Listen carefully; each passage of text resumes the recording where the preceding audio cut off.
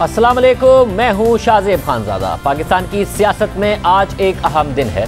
वज़ीर-ए-आज़म इमरान खान के खिलाफ तहरीक अदम एतमाद आ गई है, जो बराह रास्त उनकी कुर्सी के लिए खतरनाक साबित हो सकती है। हुकूमत के खिलाफ अपोजिशन ने अपनी आखिरी चाल चल दी है। तहरीक अदम एतमाद कौमी असम्बली में जमा करा दी है।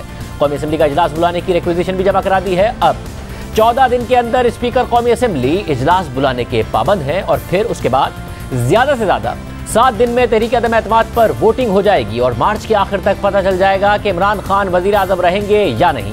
अपोजिशन पर एतमाद है कि उसके पास 172 से भी ज़्यादा वोट हैं। आज अपोजिशन के तीनों बड़े रहनुमाओं ने साथ बैठकर न्यूज़ कॉन्फ्रेंस की और हुकूमत गिराने के दावे किए। दूसरी तरफ तरीन ग्रुप भी अब खुलकर सामने आ गया है और उसने भी वाज़ेह कर दिया है कि अब माइनस बुज़दार ही बात आगे बढ़ेगी। हुकूमत नाराज़ अराकीन को मनाने की कोशिशें कर रही है। आज भी तहरीक इंसाफ के रहनुमाओं ने तरीन ग्रुप, अलीम खान और दीगर नाराज़ अराकीन से राब्ते किए, मगर अब तक कोई पेशरफ्त नहीं हो सकी है। मगर फिर भी वज़ीर आज़म इमरान खान पूरे एतमाद हैं। आज उन्होंने तहरीक इंसाफ की कोर कमेटी के इजलास की सदारत की, उस्मान बुज़दार से मिले, तहरीक इंसाफ के रहनुमाओं से मुलाकातें की, यूट्यूबर से भी मौजूदा सूरत हाल पर बात की और दूसरी तरफ अपोजिशन की तहरीक अब हतमी मरहले में दाखिल हो गई है। आज अपोजिशन रहनुमाओं ने 172 से ज़ायद अराकीन की हिमायत होने का दावा कर दिया। 172 अरकान को पूरा करना आपकी जिम्मेदारी है। ईवान में उनको कैसे लाएंगे? हम उन्हें लाएंगे भी और 172 से ज्यादा वोट लेंगे। एक सवाल करें भाई, एक सवाल। अगर 172 से ज्यादा अब ये चाह रहे हैं कि मैं इनको फिगर्स बता दूं, नाम भी बता दूं।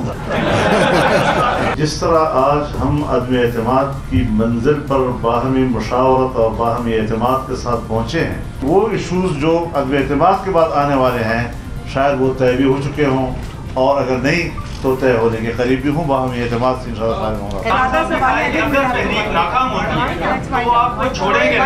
आपको पता है कि ये हाथ मेरे आजमाए हुए। हुकूमत के इत्तेहादी भी अब तक कोई फैसला नहीं कर पाए हैं या कम से कम उसका ऐलान नहीं कर रहे हैं।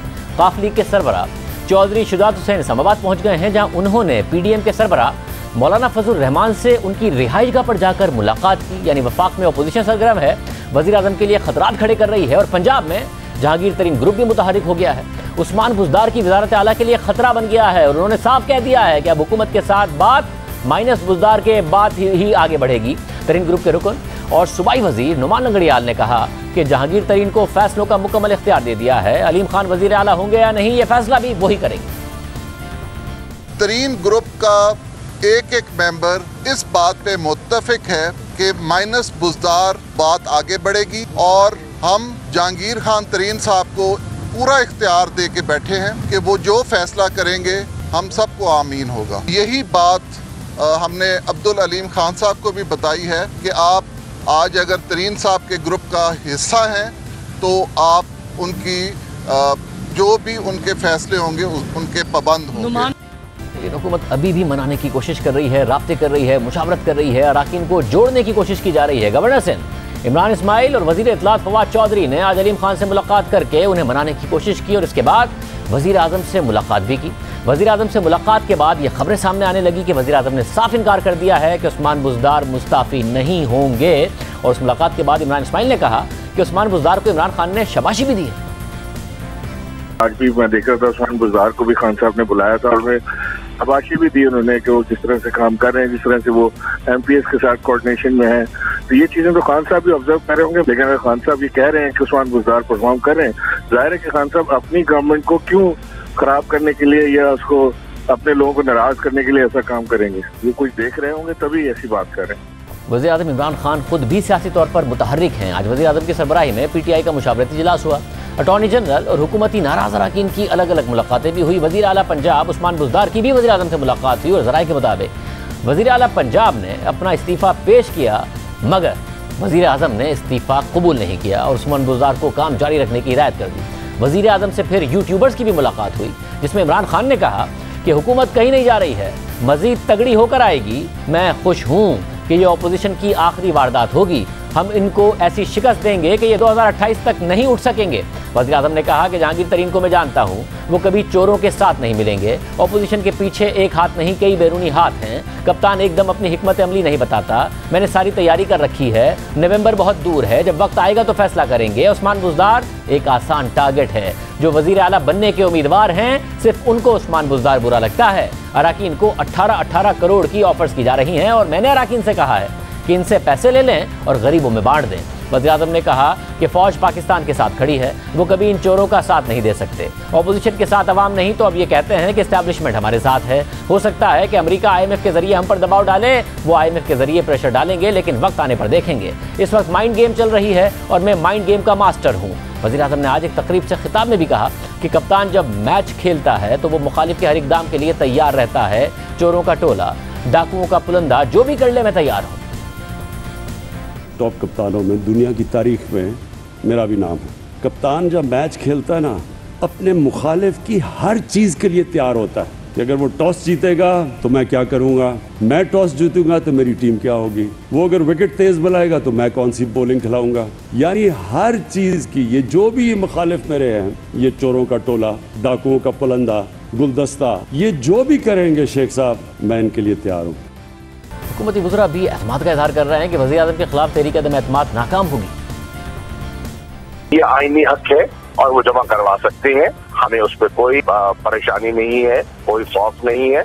जमा करा दी है तो इंशाअल्लाह उसका जवाब देंगे, आईनी, कानूनी और सियासी अंदाज में उसका जवाब देंगे और मुकाबला करेंगे, इंशाअल्लाह शिकस्त देंगे इनको। जब हम भी हारते थे इन तहरीक अदम एतमाद में इतनी पुरुम्मीद होते थे, अभी आज जमा हुई है, इसको 14 दिन लगने हैं, 22-23 तारीख बनेगी, उसके बाद 9 दिन है, पूरा महीना आप टीवी पे शोरो होल रहेगा और कुछ नहीं होने जा रहा। इंशाअल्लाह ताला इनको डिफीट होगी। फिलहाल ऑपोजिशन ने तहरीक अदम एतमाद की करारदाद जमा करा ही दी, अब इन्हें मुंह की खानी पड़ेगी। वजीर आजम इमरान खान साहब की तैयारी भी पूरी है और उन्हें सारी मालूमात भी है कि ये जो जमीरों के सौदागर हैं अपोजिशन वाले, इन्होंने किस किस को खरीदने की कोशिश की और कहां कहां गोलियां लगाई, ये सारी मालूमात हैं और इंशाल्लाह आप देखेंगे कि इनको शिकस्त से ये दो चार होंगे।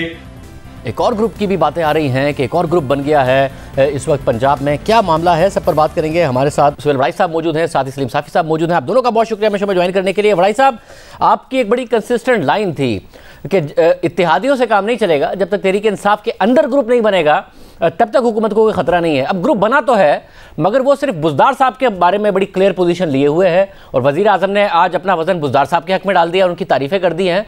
तो इस वक्त कहाँ सिचुएशन खड़ी है जब तहरीक अदम एतमाद के लिए जमा करा दी गई है रिक्विजिशन? शाहजेब साहब देखें, इस वक्त जो तीनों ग्रुप हैं ना, तीनों ग्रुपों की अलग अलग पोजीशन है।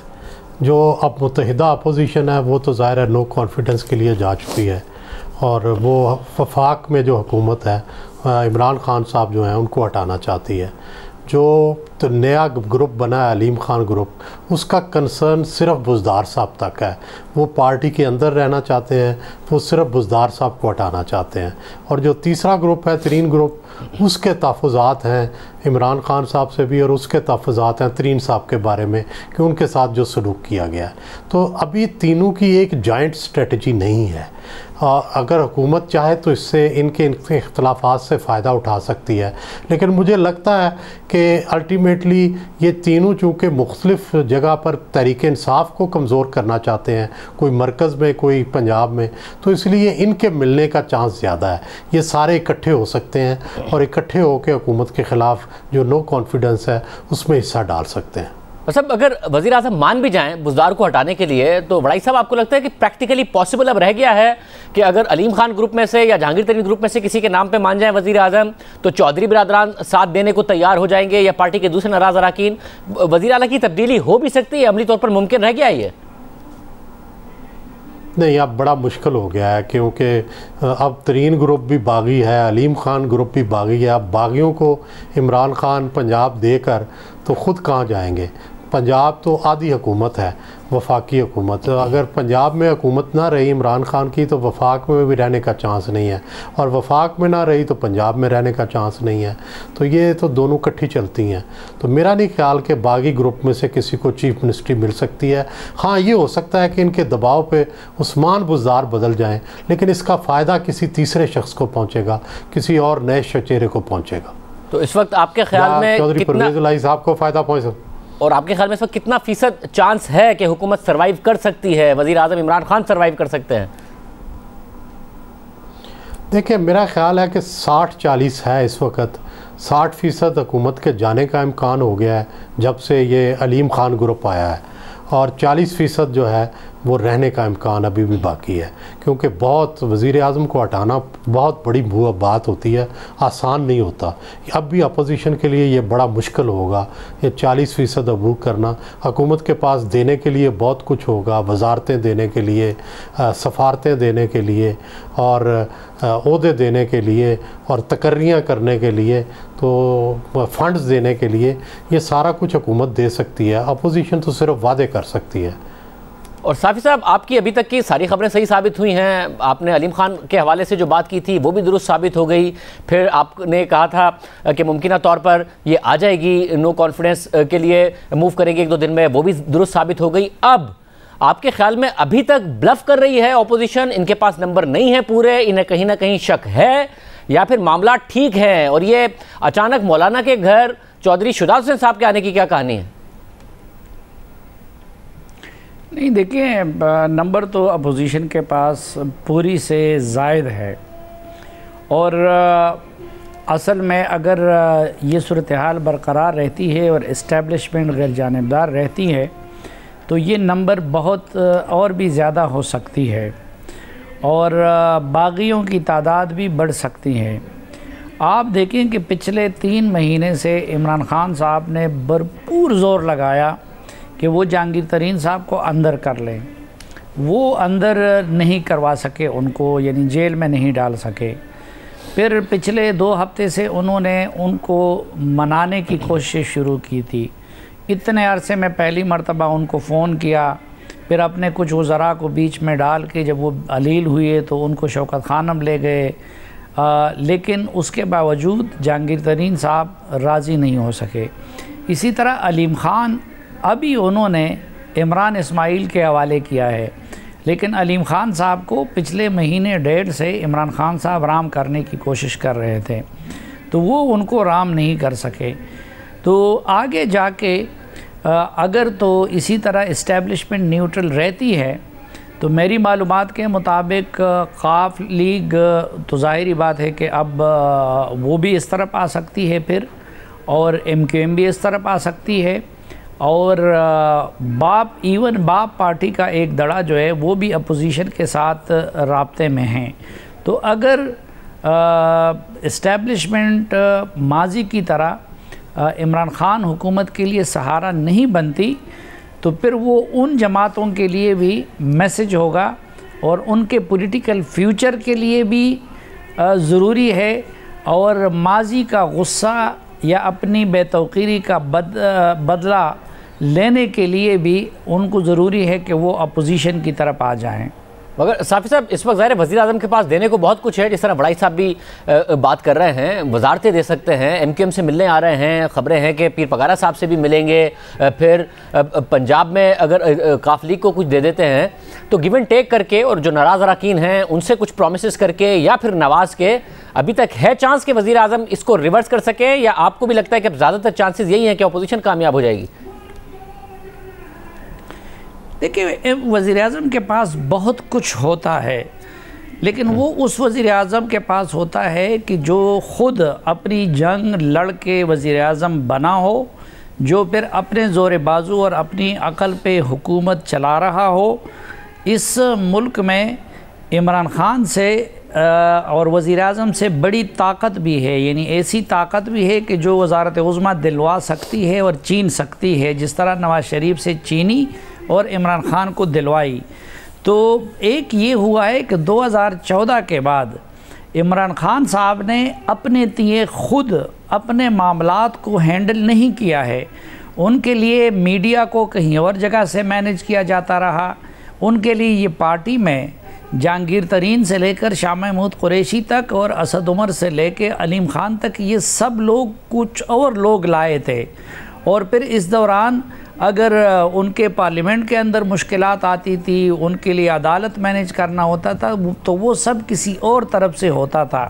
तो वो माजी के वज़ीर आज़म की तरह सियासी खेल का तजुर्बा भी हासिल नहीं कर सके हैं, क्योंकि अभी तक उन्होंने ख़ुद कुछ किया ही नहीं था। रिसेंट पास्ट में वो पहली मर्तबा ख़ुद उनको निमटना पड़ रहा है इस सिचुएशन से। और उनका फिर अलमिया ये है कि जो पॉलिटिकल फिगर्स थे या पॉलिटिकल माइंड्स थे उनकी पार्टी के अंदर भी, मसलन उन्होंने दो बंदों को टास्क दिया है नाराज़ लोगों को मनाने का, एक परवेज़ खटक साहब को और दूसरा शाह महमूद कुरैशी साहब को।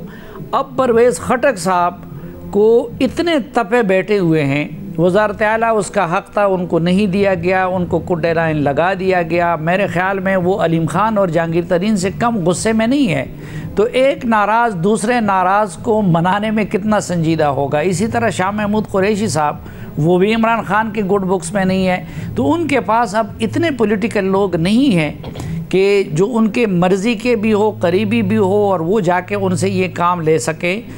उन्होंने ज़्यादातर बाहर से आए हुए लोगों को और नए चेहरों को और मशकूक लोगों को अपना मेन मनासिब दिए हुए थे, तो उनके पास मैनेजर भी नहीं है इस तरह के क्राइसिस को मैनेज करने वाले।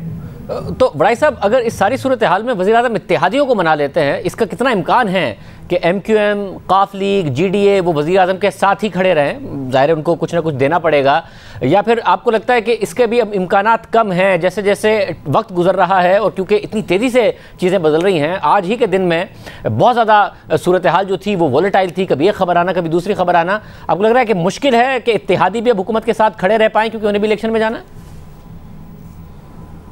जी डेफिनेटली मेरा ख्याल है कि दबाव इत्तेहादियों पे भी बढ़ गया है, और आज चौधरी शुजात हुसैन का मौलाना फजलुर रहमान की तरफ पलट कर जाना, मेरा ख्याल है कि एक जो बाब बंद हो चुका था, जो एक चैप्टर क्लोज़ हो चुका था कि काफ लीग नहीं आएगी, उन्होंने दोबारा से बातचीत का आगाज़ किया है। और ज़ाहिर है कुछ भी ना अगर उस बातचीत में हुआ हो तो, लेकिन ये तो ज़रूर है कि वो मुज़ाकरात जारी रखना चाहते हैं और वो बातचीत जारी रखना चाहते हैं। और इसी तरह बाप का, जैसे आपने सुना कि बाप के अंदर भी दो ग्रुप्स हैं, इसी तरह काफ लीग के अंदर भी दो ग्रुप्स हैं। कुछ लोग चाहते हैं कि हुकूमत के साथ जाया जाए, कुछ लोग चाहते हैं कि हुकूमत का साथ छोड़ दिया जाए। तो ये जो सिचुएशन जो है वो आगे बढ़ेगी। 21 दिन है, 21 दिन के अंदर अगर तो अपोजिशन हर रोज़ कोई ना कोई नया शो करती रही, नए बंदे दिखाती रही, मेरा ख्याल है कि अभी भी PTI के अंदर से कुछ आवाज़ें उठने की ज़रूरत है या उठेगी, जो कि इमरान ख़ान को और उनकी पॉलिसियों को और PTI को टारगेट करेंगी और उनके ख़िलाफ़ तकरीरें करेंगी। तभी जाकर ओपनली अगर ये बात होगी, तो जितनी देर तक ओपन डिसेंशन नहीं होगी उस वक़्त तक मैं नहीं समझता कि तहरीक अदम-ए-एतमाद पूरा ज़ोर पकड़ सकेगी और मॉरली भी स्ट्रांग होगी। मॉरलिटी स्ट्रांग करने के लिए, मॉरली स्ट्रांग करने के लिए उन्हें तहरीक इंसाफ के अंदर से बंदों की और की ज़रूरत है। पंजाब में तो उन्हें मिल गए हैं, लेकिन वफाक में अभी नहीं मिले। वो वफाक में भी ऐसे बंदे सामने आने की ज़रूरत है। वो छुपे हुए लोगों का इतना फ़ायदा नहीं है जितना सामने आने वाले लोगों का ज़्यादा है, जो परवाह ना करें कि हमें फ्लोर क्रॉसिंग के ज़रिए हमारे साथ क्या सलूक होगा, जो ओपनली क्रिटिसाइज़ करें PTI को। साफ़ी साहब, ये जो अहम बड़ा नुक्ता है कि पंजाब के हद तक बुज़दार के ख़िलाफ़ तो लोग आ गए हैं, मगर जब उनसे सवाल होता है कि अगर मरकज़ में तहरीक अदम-ए-एतमाद आएगी तो वो कोई पोजीशन नहीं ले रहे हैं, ना इत्तेहादी ले रहे हैं, काफ लीग की तरफ से भी नहीं ली गई है, तो ये नंबर अभी भी इधर उधर होने के चांसेस कोई बहुत ज़्यादा नहीं है कि अगर वज़ीर आज़म इस सारी सूरत हाल को मनूवर करते हैं, क्योंकि वज़ीर आज़म के ख़िलाफ़ अभी अंदर से या फिर इत्तेहादियों की तरफ से आवाज़ें नहीं आई हैं उन्हें निकालने के लिए। देखिए, मनूवर तो वो कोशिश कर रहे हैं पिछले 2-3 महीनों से, और उन्होंने IB को भी फुली एक्टिव किया हुआ है, FIA को भी एक्टिव किया हुआ है। पार्टी के अंदर ख़ुद भी आपने देखा इमरान ख़ान साहब बिल्कुल ख़ुद भी तब्दील हो गए हैं। वो नईम उल हक़ के जनाजे पे नहीं गए, वो बड़े करीबी लोगों के जनाजे पे नहीं गए, यहाँ पे डॉक्टर कदीर का जनाजा था उस पे नहीं गए। पिछली मरतबा जब चौधरी शुजात साहब बीमार हुए थे और सब लोग अपोजिशन के लोग उनकी आदत के लिए उनके लिए नहीं गए, लेकिन आज वो उनके दर पे भी हाज़िर हो रहे हैं। आज वो MQM का भी मिन्नत तरला कर रहे हैं, आज वो संजरानी साहब से की भी तारीफ़ें करके उनसे काम ले रहे हैं। तो वो कोशिश तो उस वक़्त से कर रहे हैं। पंजाब की और मरकज़ की सूरत हाल थोड़ी सी मुख्तलिफ है। पंजाब में एक तो ये है कि अभी उन्होंने ऐसा कोई अमली कदम नहीं उठाया जिस पे डिफेक्शन क्लॉज़ का इतलाक़ हो सके, और उनका ग्रुप है उन्होंने सिर्फ उनकी मुखालफत कर दी है। और यहाँ पे अगर वो इस स्टेज पे सामने आते हैं जो लोग इनके साथ हैं, मसलन ये डिफरेंस ऑफ ओपिनियन भी था। शहबाज शरीफ साहब की राय ये थी कि इन लोगों को हमें सामने लाना चाहिए, और उनकी राय ठीक थी कि जब ये लोग सामने आ जाए तो इत्तेहादी ख़ुद ब खुद टूट कर हमारे पास आ जाएंगे जब ये स्ट्रेंथ देख लेंगे। लेकिन मौलाना और जरदारी की राय ये थी कि नहीं, एक तो उन पे दबाव बहुत बढ़ जाएगा, और दूसरा जिस तरह सुहेल साहब कह रहे थे कि ये 21 दिन हैं और फ़ैसला कुन मरहला आएगा मेरे ख़्याल में आज से 21 दिन बाद जब वोटिंग का मरहला होगा, तो उससे पहले हुकूमत उन लोगों के ख़िलाफ़ बहुत कुछ कर सकती है। लेकिन अगर वो उस दिन सामने आ जाए कि नेक्स्ट डे हुकूमत बदल जाए, तो फिर उनके ख़िलाफ़ रेफरेंस दायर करना या उनको डिसीट करना या उनको हुकूमती वसाइल से तंग करना, इन चीज़ों की सलाहियत इमरान ख़ान की ख़त्म हो चुकी होगी। तो मेरा अपना अंदाज़ा ये है कि ये जो विद इन PTI जो लोग नून लीग, पीपल्स पार्टी और मौलाना के साथ मैच फिक्सिंग कर चुके हैं, ये 20-21 दिन तक सामने नहीं आएंगे। बहुत शुक्रिया नाज़रीन, गुफ्तगू आपने सुनी। इस वक्त इसके अलावा क्या पेशरफ्त हो रही है, क्या फ़ैसले हो सकते हैं, तो मज़ीद बात करेंगे ब्रेक के बाद।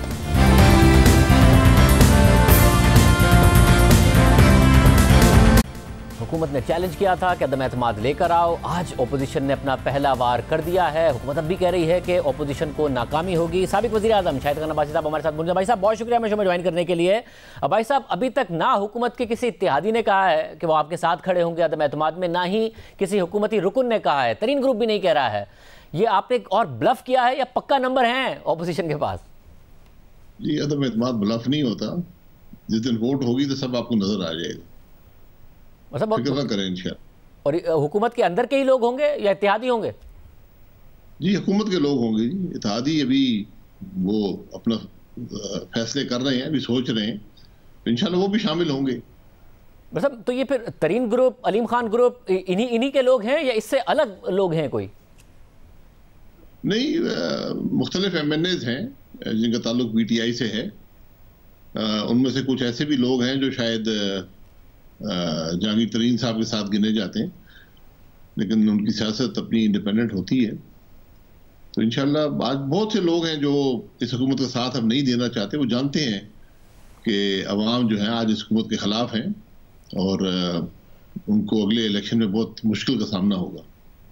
और साहब, और इस बात का भी आपको यकीन है कि अगर नो कॉन्फिडेंस के दिन भी ये इधर उधर नहीं हो जाएंगे? ज़ाहिर है हुकूमत के पास बड़े टूल्स होते हैं। मैं हमेशा आपसे सवाल करता रहा हूँ, एक नो कॉन्फिडेंस का एक्सपीरियंस आपको है मोहतरमा के खिलाफ जो नाकाम हो गई थी, हालांकि मोहतरमा के फेवर में कुछ भी नहीं था उस वक्त। आपको लगता है कि इधर उधर नहीं हो जाएंगे? नहीं, इधर उधर नहीं होंगे, कोई ऐसी बात नहीं है। उस वक्त एक माहौल मुख्तलिफ था। आज जो है वो आवाम का दबाव है और इलेक्शन जो हैं वो नज़दीक हैं, तो हर आदमी ये समझता है कि मैं इस हुकूमत के साथ रहा तो मेरी कोई सियासी मुस्तकबिल नहीं है।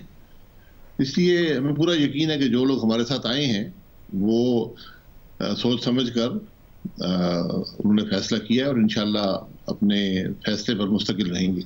भाई साहब, आपने पिछले प्रोग्राम में कहा था कि नो कॉन्फिडेंस के ऊपर आप कन्विंस्ड हैं, मगर उसके बाद हुकूमत बनाने पर आप कन्विंस नहीं है। आप चाहते हैं फौरी इलेक्शन के तौर लिए जाया जाए, मगर अब तो इतलात यही है कि इस पर भी नून लीग ने फ्लेक्सिबिलिटी दिखाई है और हुकूमत चलेगी आगे जाकर। बहरहाल वो फैसले अभी होने हैं, बाद के फैसले हैं। मैंने अपनी राय का इजहार कर दिया। मेरी राय आज भी वही है कि आगे हुकूमत बनाने का कोई मकसद नहीं है। उससे मैं नहीं समझता मुल्क को कुछ हासिल होगा। सियासत के अपने तकाजे होते हैं, लेकिन अब शायद ज़रूरत यह है कि हम थोड़े सियासी तकाज़ों से बढ़कर मुल्क के मसाइल के हल की तरफ देखें, और मुल्क के मसाइल का हल का रास्ता जो है वो इलेक्शंस में है। एक नए मैंडेट के बगैर कोई भी हुकूमत का चलना बड़ा मुश्किल होगा। मगर भाई साहब, इस वक्त एज ऑफ नाउ 5 साल क्यों नहीं पूरे करने देंगे आप इस हुकूमत को, और विक्टिम कार्ड क्यों देंगे जब आपको नजर आ रहा है कि इंटरनेशनल मार्केट में प्राइसेस $130-132 फी बैरल हैं? IMF के साथ जो कमिटमेंट की थी हुकूमत ने वो भी तोड़ दी हैं। IMF के प्रोग्राम को कंटिन्यू करना एक अलग मुश्किल काम है। क्यों आप विक्टिम कार्ड देंगे और इस हुकूमत को टाइम नहीं पूरा करने देंगे? नहीं, बात विक्टिम कार्ड की नहीं है, बात मुल्क की है। सियासत के तकाजा यही है कि इनको 5 साल मुकम्मल करने दें, और जब ये मुकम्मल तौर पे डिस्क्रेडिट हो जाएं, लेकिन क्या आप अफोर्ड कर सकते हैं कि मुल्क की मईशत का वही हाल जो इन्होंने किया है पिछले 3.5 साल में, कि 1.5 साल और लगाएंगे तो कुछ भी नहीं बचेगा। और जो इस वक्त रवैया वज़ीर-ए-आज़म साहब का है, जिस किस्म के फैसले और जिस किस्म की बातें वो कर रहे हैं, ये तो बड़ी खौफनाक बातें हैं कि मुल्क की तबाही का बायस बनेगी। तो इसलिए अब ज़रूरी है कि अपोजिशन जो है अपना आईनी हक इस्तेमाल करे और अवाम की जो राय है उसकी तायीद करे और एक नो कॉन्फिडेंस करे। और फिर उसके बाद जैसे मैंने कहा, मेरी राय तो ये है कि इलेक्शन में जाएं और वहीं से मसाइल का हल निकलेगा। मगर भाई साहब, आपने क्योंकि ज़ाहिर मुल्क चला के देखा है बतौर वज़ीर आज़म, आपको लगता है आसान है इस वक्त मुल्क चलाना? जो इंटरनेशनल ऑयल प्राइसेस हैं, जो गैस प्राइसेस हैं, फॉरेन पॉलिसी में जो चैलेंजेस हैं कि नून लीग वादा तो कर लेगी मगर क्या डिलीवर कर पाएगी इन हालात में मुल्क में? जी देखें, बात वादे या डिलीवरी की नहीं होती, बात एक नीयत की होती है और एक कोशिश की होती है। आज तो कोई कोशिश नजर नहीं आती कि मुल्क के मसाइल को हल किया जाए, बल्कि हर गुजरते दिन के साथ मुल्क के मसाइल में इजाफा होता है। तो कम से कम जब एक नया मैंडेट होगा तो एक उम्मीद की किरण तो होगी। और पाकिस्तान मुस्लिम लीग नून ने 2013 में भी साबित किया था कि मुश्किल हालात में मुल्क लेकर उसने मसाइल को हल किया, मुल्क को बेहतरी दी, तरक्की दी और बेहतर हालत में मुल्क को छोड़ा।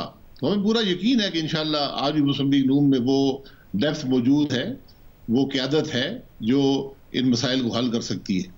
अच्छा, मगर साथ में मुझे ये बताएगा कि अलीम खान ग्रुप या जहांगीर तरीन ग्रुप जो अब उन्होंने मुतालबा कर दिया है कि माइनस बुज़दार के अलावा अब बात नहीं होगी, इसमें आप उनके साथ राब्ते में हैं, साथ हैं, या ये अपने तय ये ग्रुप खड़ा हुआ है? नहीं, उनसे हमारा राब्ता हुआ नहीं है, बट राब्ता होना चाहिए और इंशाल्लाह राब्ता होगा। हम सियासत में हर एक से आदमी बात करता है, तो बात सुनता है और यही सियासत का नाम होता है। तो अगर वो आज अपनी क़यादत से, अपनी हुकूमत से खाइफ हैं तो उसकी वजूहात बड़ी वाज़ेह हैं। तो इसलिए जो भी बेहतरी हो सियासत के लिए, मुल्क के लिए, तो हम बात करने को तैयार हैं। वैसे मगर अगर उस्मान बुज़दार को हटा देते हैं वज़ीर आज़म तो तरीन ग्रुप की और अलीम खान ग्रुप की शिकायत दूर हो जाती है। तो उनके MNAs भी आपसे कमिट तो कर गए हैं। वो यहाँ आपको नहीं नज़र आ रहा कि वज़ीर आज़म के पास बहुत कुछ है देने को, इत्तेहादियों को भी और तरीन ग्रुप को और अलीम खान ग्रुप को भी, जिससे आपकी अदम एतमाद कमज़ोर पड़ सकती है? और 20-21 दिन है उनके पास। नहीं, वज़ीर आज़म साहब, जो बुनियादी चीज़ है एक सियासतदान की ज़रूरत होती है, जो अवाम की सपोर्ट और उनकी तायीद, वो वज़ीर आज़म साहब नहीं दे सकते, क्योंकि वो बात अब ख़त्म हो गई है। अब तो PTI के टिकट एक बोझ होगा, PTI की सियासत एक बड़ा वज़न होगी जो आपको किसी भी इलेक्शन में कामयाबी बड़ी मुश्किल नज़र आती है। तो जो लोग हमारे साथ आए हैं वो जहांगीर तरीन ग्रुप किसी ग्रुप की वजह से नहीं आए, वो अपनी सियासत के लिए आए हैं। तो हमें पूरा यकीन है कि वो जो उन्होंने फैसला किया है उसी पर कायम रहेंगे। मगर भाई साहब, अब इस समय मसला ये है कि अगर आप लोगों का अभी तक ये फैसला नहीं हुआ है, और मगर इतलात ये ज़रूर आ रही है कि नई हुकूमत बनेगी, अगर ये हुकूमत गिर जाती है और वो कुछ अर्सा चलेगी, तो इमरान खान साहब को तो भरपूर मौका मिलेगा अगले इलेक्शन से पहले अपनी कैंपेन करने का, क्योंकि वो जो भी हुकूमत होगी उसके सामने मसाइल होंगे, मैंडेट नहीं होगा मसाइल हल करने का। तो एक पूरा मौका मिलेगा इमरान खान साहब को कैंपेन बनाने का कि मुझे निकाल दिया, देखें क्या हाल हो रहा है मुल्क का। देखिए, जो हुकूमत अदब एतमाद करती है वो एक किस्म का मैंडेट ही हासिल करती है। हालांकि मैं तो इस बात पे बड़ा कायल हूँ कि आपको नए मैंडेट के लिए जाना चाहिए, लेकिन अगर हुकूमत बनाने की कोई ज़रूरत महसूस होती है तो उसके दलाइल भी होने चाहिए। तो हम वो सब बातें सुनने को तैयार हैं। मैं तो ज़ाहिर तौर पर समझता हूँ कि मुल्क के मसाइल का हल जो है वो सिर्फ एक नए इलेक्शन में है। इमरान खान साहब ने जो कुछ किया है वो उनको भुगतना पड़ेगा, वो किसी और पर इल्ज़ाम नहीं लगा सकते, क्योंकि जहाँ पर वो मुल्क को ले गए हैं ये हालात काफ़ी मुश्किल हैं और इसमें आपको वक्त दरकार होगा मामलात को दुरुस्त करने के लिए। मतलब अभी चौधरी शुजात हुसैन साहब मिले मौलाना फजल से, वज़ीर आज़म आ रहे हैं कल MK वगैरह से मिलने, आपकी अभी भी उम्मीद है और आप अप्रोच कर रहे हैं इत्तेहादियों के वो आपके साथ मिल जाएं, या अब आपको ज़रूरत नहीं है इसलिए आप अप्रोच भी नहीं करेंगे और कोशिश भी नहीं करेंगे उन्हें मिलाने की? नहीं, बिल्कुल ज़रूरत है। और वज़ीर आज़म साहब का बनफ्स नफीस कराची तशरीफ ले जाना इस बात की दलील है कि वहाँ से उनको सपोर्ट हासिल नहीं है।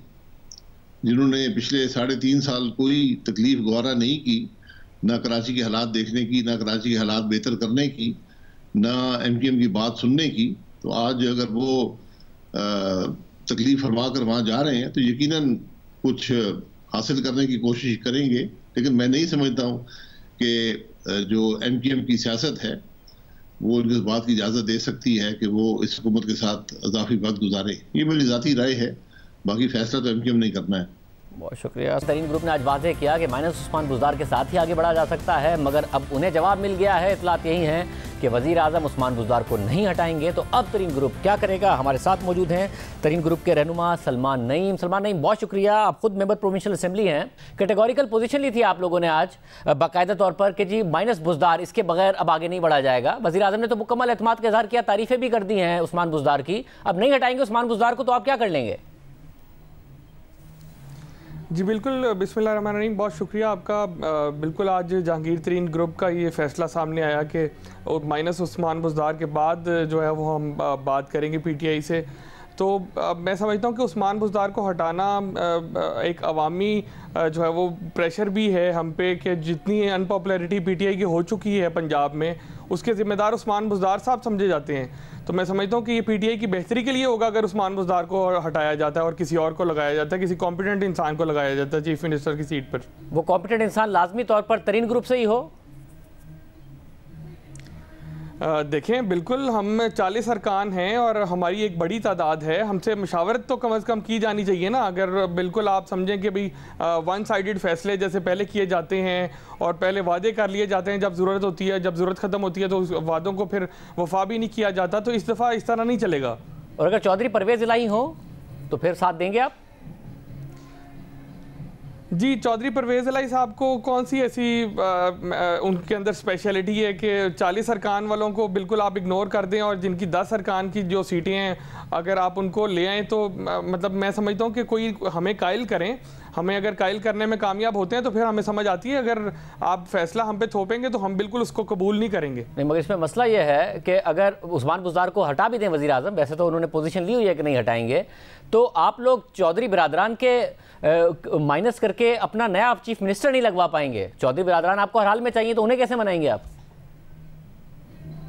तो चौधरी बरादरान को इमरान खान साहब ने पिछले 3.5 साल से एडजस्ट किया हुआ है ना। पंजाब में स्पीकरशिप भी दी हुई है, उसके बाद वजारतें भी दी हुई हैं। मेरा ख्याल है कि अभी अब अपनी पार्टी को भी देखना चाहिए, जितनी अनपॉपुलैरिटी हो चुकी है। आइंदा हमने 1.5 साल बाद इलेक्शन में जाना है, लोगों से वोट लेना है, तो क्या हम लोगों के जाके बेचेंगे? पिछली दफ़ा तो आप लोग ये कह देते थे कि भाई बाकी सब चोर हैं, इस वजह से हमें आप वोट दे दें। इस बार आपके पास बेचने के लिए है क्या? यही वज़ीर आज़म साहब के सामने हमें बात रखने की ज़रूरत है। सब मगर उसमें मसला ये कि अब वज़ीर आज़म के सामने ही बात रखना चाहते हैं, वज़ीर आज़म के ज़रिए ही उस्मान बुज़दार को हटाना चाहते हैं और वाज़े तौर पर ये कहने को तैयार नहीं है कि जो वज़ीर आज़म के ऊपर अदम एतमाद आ रही है उसमें वज़ीर आज़म के साथ खड़े हैं। तो वज़ीर आज़म कैसे आपकी बात मान लें? देखें, वज़ीर आज़म साहब हमेशा बजट का मौका आया, वज़ीर आज़म साहब ने हमसे वोट लिए, हमारे ग्रुप ने वोट दिए, बजट पास करवाया। जब भी पीटीआई को कोई भी मुश्किल आई हम लोग साथ खड़े हुए। लेकिन जो हमसे वादे किए जाते हैं, हमारे हलकों में डेवलपमेंट नहीं हुई, हमें डेवलपमेंट फंड्स नहीं दिए गए, हमारे कहने पे कोई ट्रांसफ़र नहीं किया जाता पंजाब में। अगर हमें कोई मसले मसाइल हैं तो वो भी वज़ीर आज़म की जिम्मेदारी है ना कि वो हमारे मसले मसाइल को हल करें। तो अगर आपके ग्रुप में बहुत सारे डेवलपमेंट फंड्स आ जाएं, कुछ और एडवाइज़र या वज़ीर मुशीर लगा दिए जाएं, तो फिर इम्कानात हैं कि उस्मान बुज़दार के ज़रिए ही आगे चला जाए और वज़ीर आज़म को एतमाद के जब अदम एतमाद का मामला है तो वज़ीर आज़म के साथ खड़ा हुआ जाए। नहीं, बिल्कुल भी ऐसा नहीं है। हमारे जो ग्रुप के लीडर हैं जहांगीर तरीन साहब, अनफॉर्चुनेटली वो यहाँ है नहीं, वरना बहुत जल्दी सारे फैसले हो जाने थे। उनकी तबीयत का इशू है, वो लंदन में मौजूद हैं। उन्होंने कैटेगोरिकली हमें इस बात पर एतमाद में लिया। हम लोग सब लोग इस बात पर कन्विंस्ड हैं कि हमने अगर इनके साथ चलना है तो माइनस उस्मान बुज़दार के बाद चलना है। और सब तो आज रब्ता भी किया गया परवेज़ खटक की तरफ से गालिबन आपके ग्रुप से, फिर क्या बात बनी?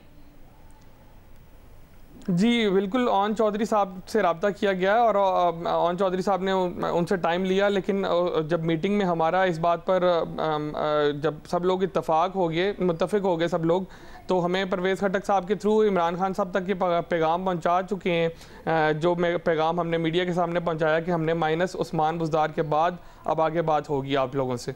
और उसका जवाब अभी तक नहीं मिला आप लोगों को? जी अभी तक नहीं मिला। मीडिया के थ्रू हमें खबरें सुनने को मिल रही हैं कि इमरान खान साहब ने फिर उस्मान बुज़दार साहब पे एतमाद का इजहार किया। मैं आपको बताऊं कि 40 अरकान साथ हैं। कल एक जो ग्रुप है, तीसरा ग्रुप, उसके भी 16 अरकान हैं, उनके भी इजलास होने जा रहा है। तो आप किस तरह इसको मैनेज करेंगे? 50-60 लोग अगर आपके मेंबरान अगर चीफ मिनिस्टर से मुतमईन नहीं हैं तो आपको किसी ना किसी तरीके तो उनको कन्विंस करना पड़ेगा। जो तीसरा ग्रुप है वो छीना ग्रुप है, गज़नफर छीना ग्रुप। वो ज़ाहिर पहले भी उठे थे, फिर मामला ख़त्म हो गए, फिर आ गए हैं। वो आप लोगों से राब्ते में है वो?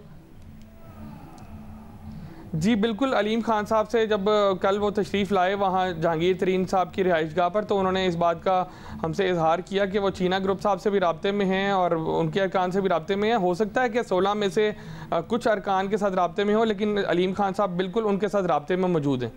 और अलीम खान साहब ने कहा कि वो उस्मान बुज़दार के खिलाफ आप लोगों के साथ चलने के लिए तैयार हैं, ये चीना ग्रुप भी। बिल्कुल बिल्कुल, अलीम खान साहब अगर हमारे साथ शामिल हुए हैं तो बिल्कुल जहांगीर तरीन साहब और अलीम खान साहब का जो फैसला है वो बिल्कुल मुत्तफिक मुश्तरका फैसला है और वो इस बात पर मुत्तफिक हैं दोनों। और अगर वज़ीर आज़म नहीं मानते, किसी भी तौर पर नहीं मानते इस बात के लिए कि उस्मान बुज़दार को हटाया जाएगा, तो 21 दिन बाद, मुमकिना तौर पर 21 दिन बाद वज़ीर आज़म के खिलाफ तहरीक अदम एतमाद आनी है, तो आप लोगों का मुमकिना फैसला उस सूरत में क्या हो सकता है? जी शाहज़ेब भाई, बिल्कुल जहांगीर तरीन साहब मुतअद्दिद बार इस बात का इजहार कर चुके हैं कि उनके राब्ते सब पार्टीज़ के साथ मौजूद हैं और अलीम खान साहब भी इस बात का इजहार कल कर चुके हैं अपनी प्रेस टॉक में। तो फिर सारे ऑप्शंस खुले हैं हम लोगों के लिए, कोई ऐसी बात नहीं है। यानी 21 दिन से पहले अगर उस्मान बुज़दार नहीं हटे तो आप कहीं भी जा सकते हैं, अदरवाइज आप वज़ीर आज़म के साथ खड़े हो जाएंगे अगर उस्मान बुज़दार के खिलाफ आपके मुताबिक फैसला आ गया आपकी डिमांड्स के? मैं समझता हूँ कि 21 दिन तक जाने की ज़रूरत नहीं पड़ेगी, उससे पहले ही फैसला हो जाएगा जो होना होगा। मैं अगले 2-4 दिन में फैसला हो जाएगा। जहांगीर तरीन साहब की कल डॉक्टर से, जो उनके डॉक्टर से अपॉइंटमेंट है, अगर उनको वो इजाज़त देते हैं तो वो इंशाल्लाह इस वीकेंड पे पाकिस्तान होंगे, तो जैसे ही वो पाकिस्तान आएंगे इंशाल्लाह हम अपना फैसला कर लेंगे। बहुत शुक्रिया, गुफ्तगू आपने सुनी। हमने मुतादिद हुकूमती वज़रा को आज के प्रोग्राम में आने की दावत दी, रहनुमाओं को दावत दी तहरीक इंसाफ के, मगर कोई नहीं आया। दुनिया भर की तरह पाकिस्तान में भी आज ख़वातीन का आलमी दिन मनाया जा रहा है। भरपूर तनकीद, मनफी प्रोपेगेंडे के बावजूद ख़वातीन आज एक बार फिर अपने हुकूक़ के लिए आवाज़ उठाने मुल्क के मुख्तलिफ शहरों में जमा हुई।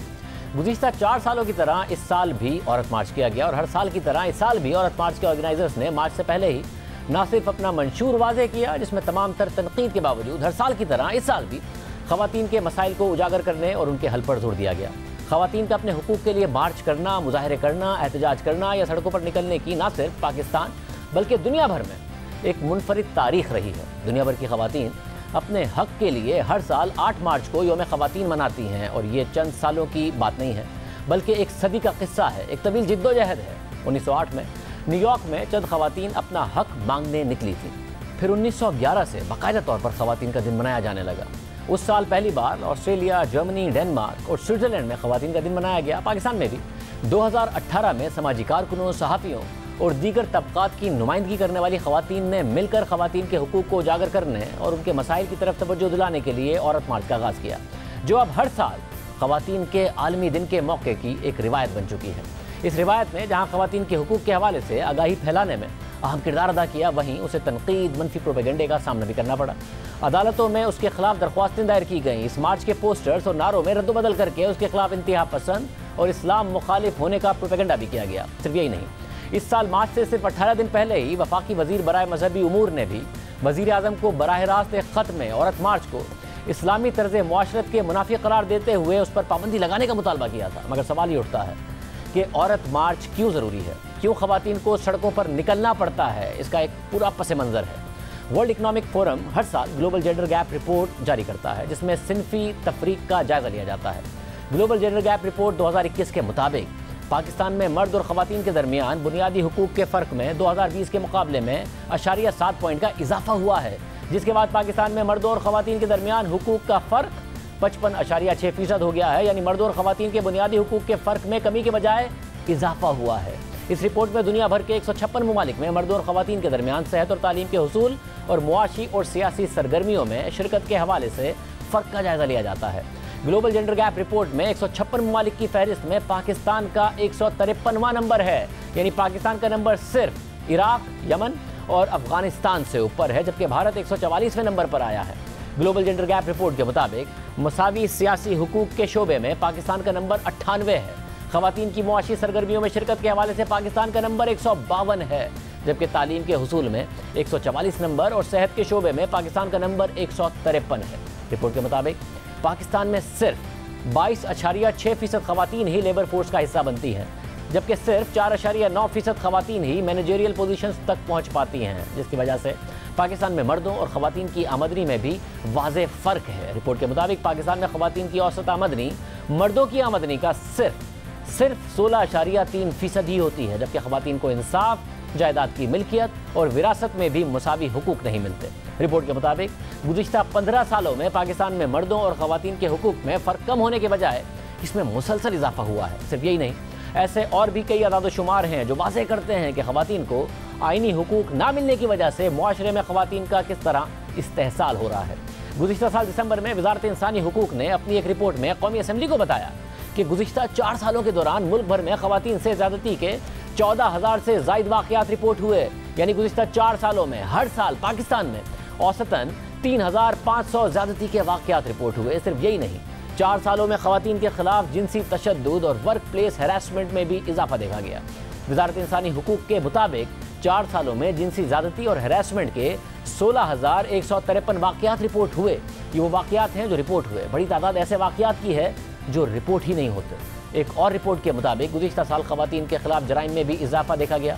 द न्यूज़ में कासिम अब्बासी की खबर के मुताबिक 2021 में ख़वातीन के खिलाफ मुख्तलिफ जराइम की 34,000 से ज़ायद शिकायत रजिस्टर हुई और ये वो अदाद-ओ-शुमार हैं जिनमें बलूचिस्तान का तो जिक्र ही नहीं है, जबकि बहुत ज़्यादा केसेस ऐसे भी हैं जो रिपोर्ट ही नहीं होते। रिपोर्ट के मुताबिक 2021 में ख़वातीन के खिलाफ जराइम की सबसे ज़्यादा शिकायत पंजाब से मौसूल हुई, जिनका कुल शिकायत में हिस्सा 71% से ज़्यादा है, जबकि 2021 में सिंध में मौजूद वुमेन प्रोटेक्शन सेल को ख़वातीन के खिलाफ जराइम की 6,842 शिकायत मौसूल हुई, जबकि खैबर पख्तूनख्वा से ख़वातीन के खिलाफ जराइम के 2,766 वाक़यात रिपोर्ट हुए। रिपोर्ट के मुताबिक 2021 में सिर्फ पंजाब में रेप, कत्ल और अगवा जैसे संगीन जराइम की 540 शिकायतें रिपोर्ट हुई, जबकि 1939 शिकायतें विरासती जायदादों से मुताल्लिक, 3,481 केसेस घरेलू तशद्दुद, 3,571 शिकायतें हैरेसमेंट की और 1,790 शिकायत ख़ानदानी मसाइल के हवाले से रिपोर्ट हुई। वुमेन प्रोटेक्शन सेल के मुताबिक गुज़िश्ता साल सिंध में ख़वातीन से रेप के 142 वाक़यात रिपोर्ट हुए, जबकि ख़वातीन के गैरत के नाम पर कत्ल के 94 वाक़यात सामने आए, जबकि 523 ख़वातीन ने ब्लैकमेल किए जाने की शिकायत दर्ज कराई।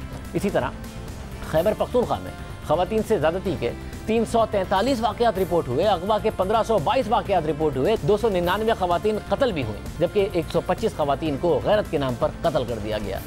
ये वो मसाइल हैं जिनका पाकिस्तान में ख़वातीन को सामना है, जबकि पाकिस्तान में बच्चियों और लड़कियों के हुकूक के हवाले से भी आलमी इदारे न सिर्फ आगाह कर रहे हैं बल्कि उनके मनफी नताइज से खबरदार भी कर रहे हैं।